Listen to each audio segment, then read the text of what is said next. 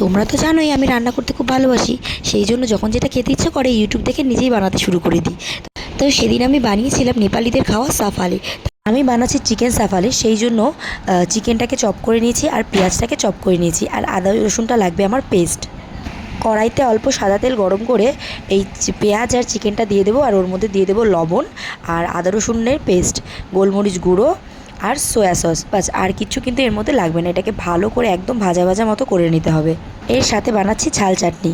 ঝাল চাটনির জন্য টমেটো আর রসুন আর আদা আমি শুকনো লঙ্কা সেদ্ধ করে নিয়েছিলাম, আর এদিকে রসুন আদা আর পেঁয়াজ চপ করে ভেজে নিয়েছি। তার মধ্যে দিয়ে দিলাম টমেটোর পেস্টটা, আর এর মধ্যে একটু সয়া সস আর লবণ দিয়ে দিলাম, আর এর মধ্যে দেবো একটু টমেটো কেচাপ। আর এই সব কিছুকে কিছুক্ষণ রান্না করলেই কিন্তু আমাদের খুব স্বাদের চাটনি তৈরি হয়ে যাবে। তো আমি সব কিছু রেডি করে নিয়েছি, মা আমাকে সুন্দর করে ময়দাটা মেখে দিয়েছিল।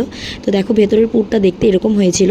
আমি তো পেঁচাতে পারছিলাম না, তাই জন্য আমি শুধু পুরটা ভরে রেডি করে দিচ্ছিলাম, আর মাই কিন্তু পেঁচিয়ে দিচ্ছিল। তো এটা পেঁচানোটা ঠিক আমাদের কুলি পিঠার মতো।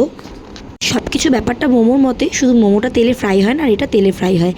তারপর তেল গরম করে তেলের মধ্যে লাল লাল করে ভেজে নিলেই কিন্তু রেডি হয়ে যাবে আমাদের সাফালে। খেতে কিন্তু খুব ভালো হয়েছিল, আমার তো ভীষণ ভালো লেগেছিল। তোমরা কিন্তু চাইলে বানাতে পারো। আর মোমোর থেকে বেশি ইজি এটা, মোমো বানাতে অনেকটা সময় লাগে, কিন্তু এটা বানাতে আমার খুব একটা সময় লাগেনি।